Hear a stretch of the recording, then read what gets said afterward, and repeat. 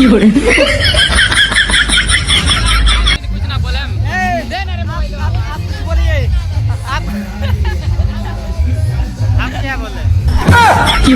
अगला आदमी नहीं बोल रहा था पास।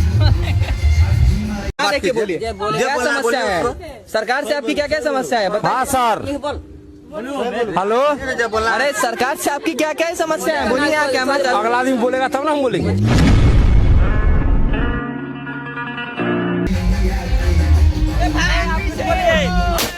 ये लड़का भटका का भड़का रहा है इन लोगों को। हटाइए। क्या मोबाइल में मरते हैं? ए रुका ना सब जना चलता नहीं खाली इलाका धुआं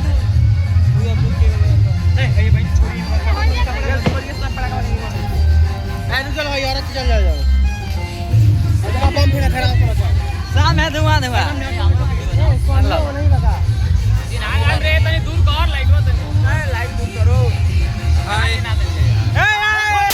हमला कर दलबा अगरबत्ती है नहीं है यार बा क्या है दबा ए बम फिर